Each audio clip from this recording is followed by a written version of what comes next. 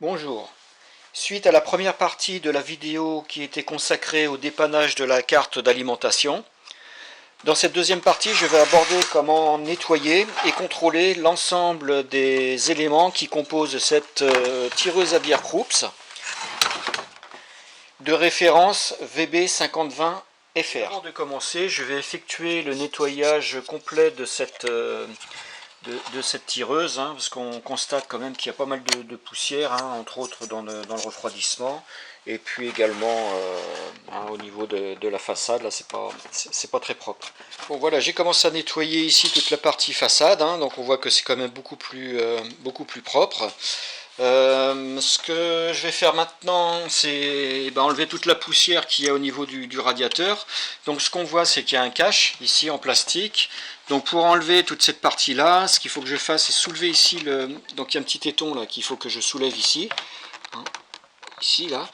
Et puis en bas, pareil, là il va falloir que je le pousse et sortir tout l'ensemble. Donc j'ai la même chose de l'autre côté. Il y a un téton ici et puis un téton ici là, donc je vais déboîter tout ça, et auparavant il faut que j'enlève la partie alimentation voilà, pour que tout l'ensemble après ici puisse s'en aller.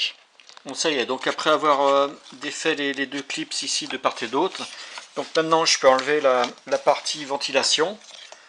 Et on voit donc qu'il y a quand même pas mal de poussière là, donc je vais nettoyer tout ça. Et également sur le radiateur là qui est complètement encrassé. Bon, il faut absolument nettoyer ça parce que c'est ce qui participe également à la bonne diffusion de la chaleur. Bon, ça y est, j'ai tout nettoyé, que ce soit aussi bien le radiateur, le ventilateur et toutes les cartes, y compris le châssis.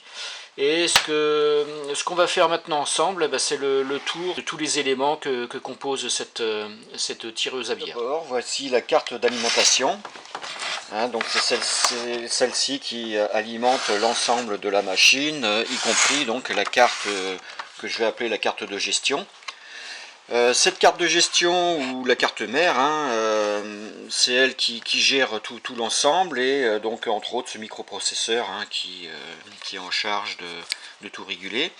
Donc au niveau des borniers, donc ici c'est le bornier qui alimente la façade, tous les indicateurs. Le bornier qui est au-dessus, c'est avec les deux fils noirs, là c'est le capteur de température. Donc c'est la sonde de température, c'est une sonde CTN, à coefficient de température négatif. Au-dessus, c'est avec les trois fils, là c'est le capteur de pression, qui indique en façade après la pression, donc la quantité de bière restant dans le fût. Au-dessus, c'est les deux petites fils là, c'est ce qui alimente le ventilateur. Les deux autres fils qui sont au-dessus là, d'un peu plus grosse section, ça c'est ce qui va au refroidisseur Peltier, donc c'est ce qui fait le froid. Et le bornier du dessus, c'est ce qui provient de la carte d'alimentation qu'on avait vu donc auparavant ici. Ici on voit l'interrupteur, donc ça c'est l'interrupteur marche-arrêt. C'est l'interrupteur qu'on voit ici là, sur le côté de la machine à bière, quand on le manœuvre ici, ça fait fonctionner cet interrupteur. Bon, maintenant que l'on situe un peu l'ensemble des éléments, on va commencer les tests, et entre autres, le premier contrôle que je vais effectuer, c'est vérifier la tension en sortie de la carte d'alimentation. Bon, j'ai raccordé électriquement la machine, et donc ici, donc au niveau du bornier, on a deux fils noirs qui sont des fils négatifs et les deux fils rouges positifs. Et je vais donc prendre la tension au niveau du bornier, bon, sachant qu'elle va être bonne puisque, comme je vous l'avais dit auparavant, cette carte d'alimentation, je viens de la réparer, et donc ne peut être que conforme. Donc voilà, et on voit qu'on a donc 12 volts 5 en sortie de carte. Vous pourrez regarder comment j'ai réparé cette carte d'alimentation, mais au départ cette carte avait une tension fluctuante et donc ne délivrait pas assez de tension pour le fonctionnement de cette tireuse à bière. Donc j'ai bien les 12 volts 5, enfin les 12 volts sur la sortie de l'alimentation, et Et maintenant, je vais continuer je vais prendre la tension au niveau du bornier du ventilateur. Donc je mets en marche. Et je vois que cette tension est de 10,8 V. Bon, on voit que le ventilateur tourne parfaitement et également n'est pas bruyant. Le sens du flux, donc on voit qu'il aspire, c'est-à-dire que l'air à l'extérieur est aspiré par le ventilateur et est dirigé vers le radiateur pour le refroidir, hein, au niveau des ailettes. Et c'est ce qui explique aussi que vis-à-vis du sens du flux, il y a beaucoup de poussière, hein, et très rapidement qui s'installe sur les grilles du radiateur. Donc de temps en temps, il faut penser quand même à nettoyer les grilles. Voilà côté ventilateur. Et je vais mesurer maintenant la tension qu'il y a aux bornes du refroidisseur Peltier. Donc là, elle est à 12 volts, 12 volts 2, hein, on va dire 12 volts. Et là, il est en position refroidissement, hein, puisque la température de la cuve est à 20 degrés. Bon, concernant le refroidisseur Peltier, donc j'ai enlevé une fois de plus là, le ventilateur, hein, qui était fixé sur le radiateur. On constate ici qu'il y a deux vis. Alors ces deux vis, c'est pour enlever le radiateur de la partie Peltier, hein, qui est ici. Et si on veut enlever tout le bloc, autrement, entièrement, il suffit de dévisser ces quatre vis qui se trouvent ici. Bon, après avoir enlevé les quatre vis, hein, qui se trouvent ici, là, donc il suffit de retirer maintenant tout l'ensemble. Voilà. Et on voit donc le radiateur qui se trouve ici avec le système Peltier qui se retrouve après. Donc les plaques doivent être en dessous, hein, en dessous, et donc il faut que je démonte ici ces deux vis pour accéder. Et puis donc dessus ici, ce qu'on voit en blanc là, c'est de la pâte thermique, hein. Enfin donc c'est pour bien dissiper, en fin de compte, de faire une bonne conduction entre l'élément qui va refroidir, hein, donc c'est cette partie là, et puis la cuve. Bon, j'ai défait les deux vis là, qui se trouvaient ici, là, qui fixaient, donc les vis sont là, qui fixaient le module.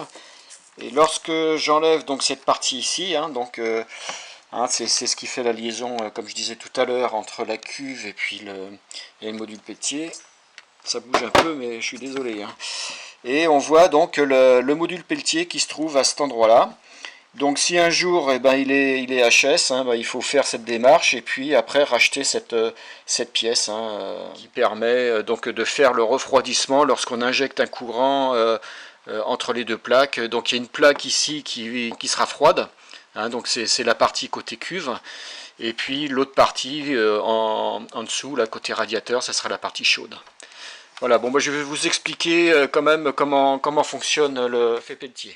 L'effet Peltier, appelé aussi effet thermoélectrique, est un effet qui se produit lorsque l'on injecte un courant électrique entre deux conducteurs de nature différente. L'un des côtés placé côté cuve se refroidit, absorbant ainsi les calories, et l'autre côté placé côté radiateur se réchauffe, permettant la dissipation des calories. Nous allons donc maintenant contrôler le bon fonctionnement de ce module. Mais avant cela, je vais remonter l'ensemble du module de refroidissement. Après avoir remonté l'ensemble, nous allons commencer le contrôle du module. Il est indiqué que si sa résistance est inférieure ou égale à 5 ohms, le module est correct. Si sa résistance est supérieure à 5 ohms, le module est HS et donc à remplacer. Pour effectuer la mesure, inutile de le contrôler avec un ohmmètre, car je rappelle que le principe de fonctionnement est basé sur une injection de courant entre deux conducteurs de nature différente. Pour calculer sa résistance, je vais donc effectuer ce montage et appliquer cette formule. L'intensité sera mesurée par cet ampèremètre mis en série dans le circuit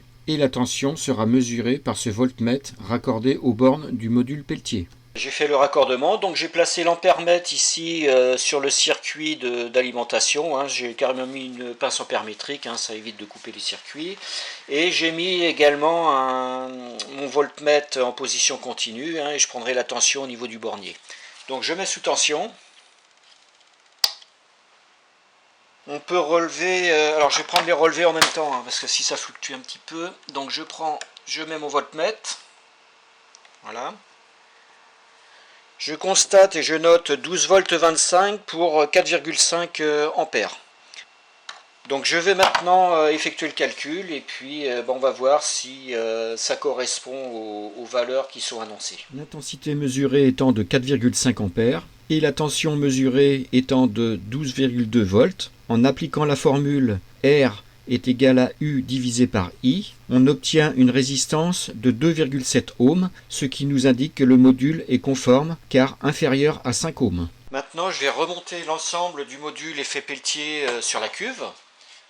Je vais appliquer à ce niveau-là, je vais nettoyer puis appliquer cette graisse thermique que vous voyez ici.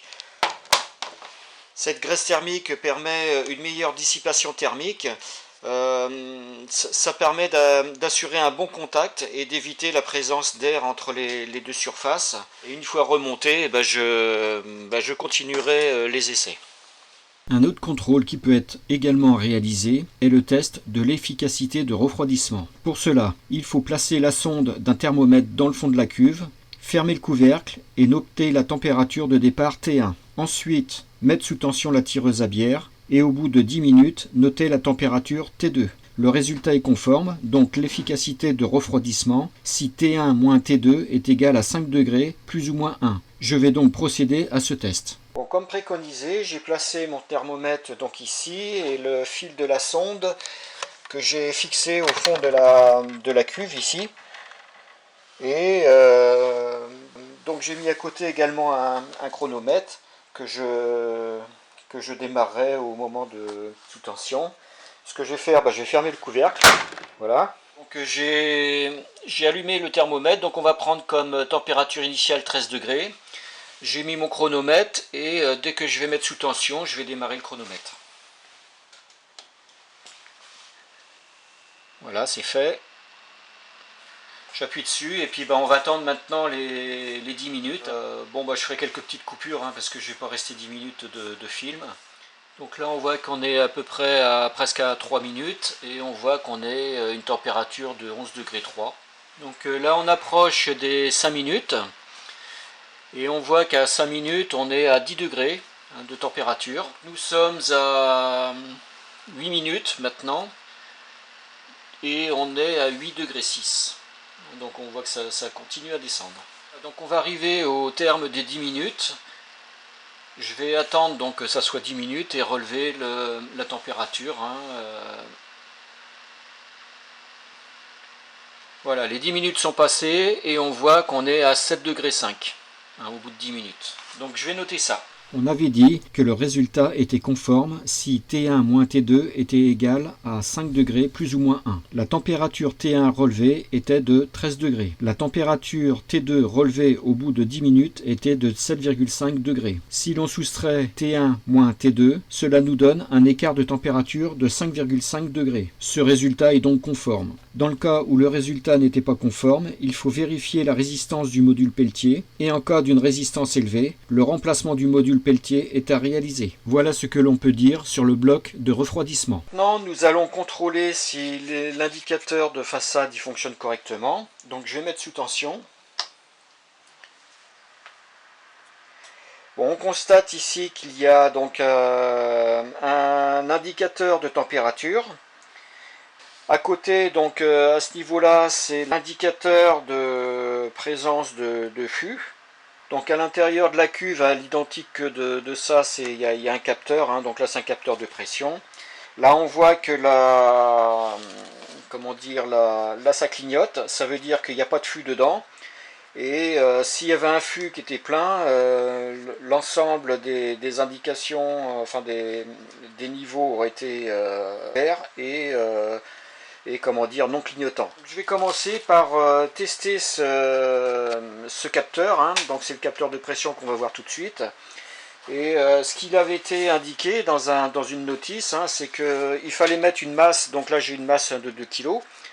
Il fallait mettre une masse de 2 kg et il faut que l'indication soit entre la première et deuxième vague, ici, et non clignotante. C'est-à-dire que si on voit 3 niveaux, voire 4 niveaux, c'est que le capteur il est HS, et dans ce cas-là, il faut le remplacer. Et si le niveau il est, on va dire, entre 1 et 2, mais qui clignote, ça veut dire que comment dire, le capteur est également HS. Donc je vais faire le test. Donc voilà le capteur, il est au fond. Quand j'appuie dessus, ça permet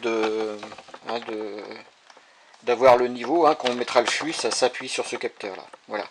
Et donc je vais placer cette masse de 2 kg dessus. Et puis on va le remettre en marche. Donc je ferme le couvercle. Voilà. Ce que je vais faire, je vais le remettre en marche. Et on va voir le capteur, normalement il devrait être... voilà, et donc ça veut dire que là le capteur, on voit que ça clignote pas et on voit le premier niveau. Ça veut dire que le capteur il est opérationnel, donc il n'y a pas besoin de le remplacer.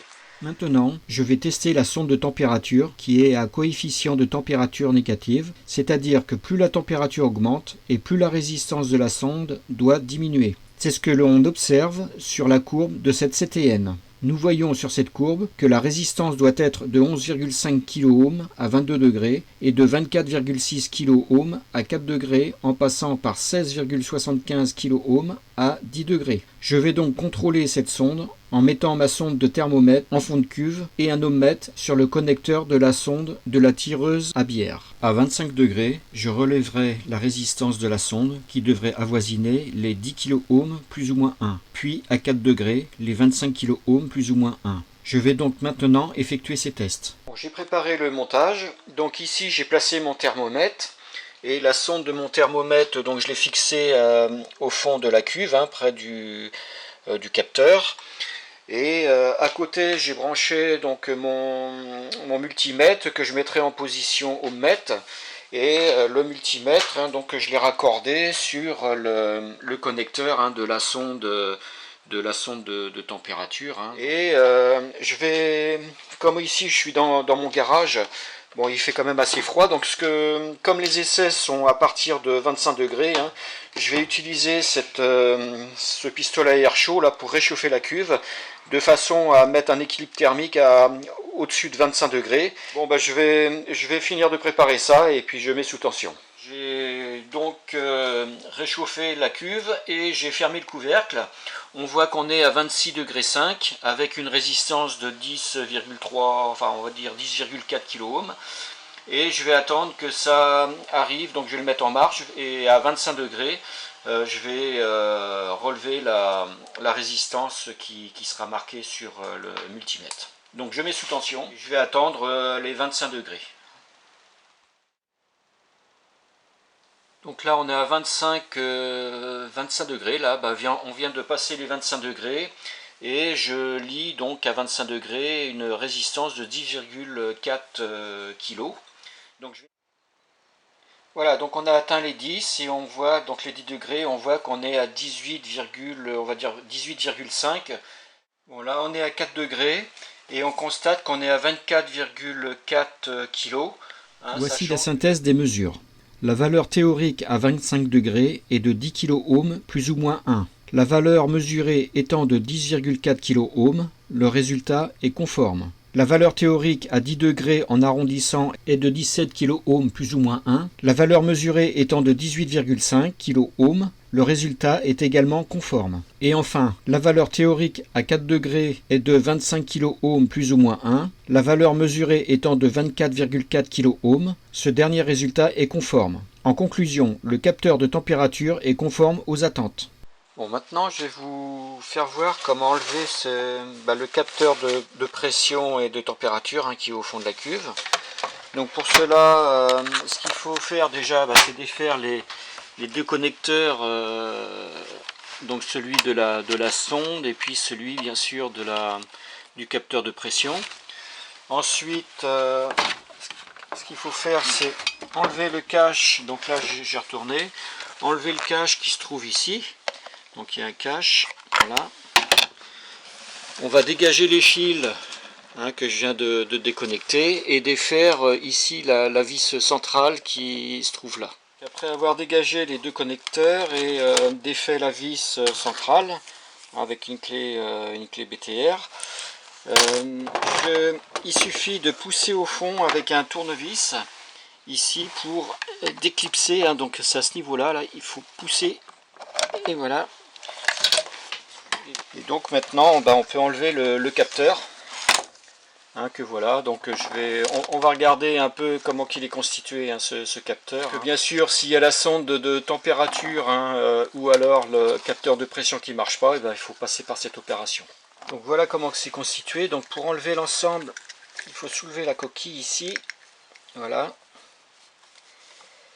Et on voit donc à ce niveau-là, donc le capteur de pression qui se trouve ici. Qui est raccordé avec les 3 petits fils, et puis donc l'autre fil, c'est la sonde de température qui est glissée là dans le réceptacle ici. Donc voilà le capteur de pression, enfin de présence de flux. Donc là je le défais là du socle, et quand on défait cette partie là également, on constate, attendez, voilà, on constate ici donc on va dire le sensor, et lorsque l'on met le fût ici, là il y a les 2 tétons là qui viennent ici, et donc ça fait déformer un peu ces lames, qui fait que après c'est détecté par le capteur et nous donne l'indication de pression. Concernant donc la sonde de température, elle est située donc en dessous, on voit bien ici en dessous le caoutchouc, donc il suffit de soulever ici, donc on voit que on va défaire ici ces clips qui sont là, voilà, et donc une fois que j'ai défait ce capot, là on voit la sonde de température qui est ici. Voilà. Mais avant de conclure cette vidéo, je souhaiterais faire un dernier essai, et entre autres le bon fonctionnement de ce voyant d'indicateur c'est l'indicateur de température. Cet indicateur, donc c'est issu de la sonde, mais ça passe par la carte de gestion, et c'est pas parce que la sonde elle est bonne que la carte est obligatoirement donne bien l'information à cet indicateur. Donc déjà pour l'indicateur, ce que je peux dire, c'est que on peut le démonter, donc il faut défaire les vis ici, et puis après on peut le sortir de son réceptacle. Alors pour faire cet essai, ce que je vais faire, je vais mettre un thermomètre que j'ai mis en fond de cuve, et puis je vais vérifier que le voyant il passe bien de la position rouge lorsqu'il est en refroidissement, en position orange lorsque la température est presque atteinte, et en vert lorsque la température de la cuve est atteinte. J'ai mis sous tension. On voit que la température affiche 9,2 degrés. On voit que le voyant il est de couleur rouge. Et je vais laisser descendre la température, et puis relever la température à chaque changement de couleur. Nous sommes à 6,5 degrés, et on voit que le voyant est toujours couleur rouge. Voilà, on vient d'atteindre les 5,2 degrés, et on constate que le voyant vient juste de passer à l'orange. Donc je vais noter 5,2 degrés, et on va continuer à laisser descendre la température. Voilà, là on vient de voir, donc on est à 3 degrés, et le voyant il vient de passer au vert. Donc ça veut dire que le dernier seuil il est correct. Donc là on constate que ça continue à descendre. Donc déjà ce que je peux dire, c'est que l'affichage ici, là, donc au niveau de la façade est conforme vis-à-vis de la sonde de température, donc tout est correct. Et je vais attendre un petit peu quand même pour voir jusqu'à quel moment, quelle température l'effet Peltier arrête en fin de compte de produire du froid. Voilà, donc là on a 2,2 degrés. Bon, le voyant est toujours vert, ce qui est normal, et la tension aux bornes de l'effet Peltier est toujours à 12 volts. Donc ça veut dire qu'il procure toujours du froid. Voilà, donc on voit que déjà on est passé à 2 degrés à presque 11 volts. À 1,9 degré, on est à 10 volts. Donc on voit que la consommation de l'effet Peltier, et on voit que ça diminue au fur et à mesure que la température également diminue. On est à 1,8 degré à 8 volts. Donc on voit que plus la température maintenant descend, et ça va réguler au niveau de la cuve. Pour conclure, on voit qu'ici on est à 1 degré centigrade. Et là, la tension aux bornes du module Peltier, il est à 0, ça veut dire qu'il est coupé. Hein, donc on peut considérer qu'à 1 degré, il n'y a plus du tout de consommation de l'effet Peltier. Voilà pour les explications. Bon, je pense avoir fait le tour complet de l'ensemble de la tireuse à bière. Et maintenant, on va passer à la conclusion. Après avoir réparé en première partie la carte d'alimentation, puis en deuxième partie, effectuer le contrôle complet de cette tireuse à bière Krups. Celle-ci est de nouveau en état de fonctionnement. J'espère que cette vidéo vous sera d'une aide précieuse pour également vous puissiez vous-même contrôler et éventuellement remplacer certains éléments défaillants de votre tireuse à bière. Cette deuxième partie de la vidéo est donc maintenant terminée et vous souhaite une excellente journée. Au revoir.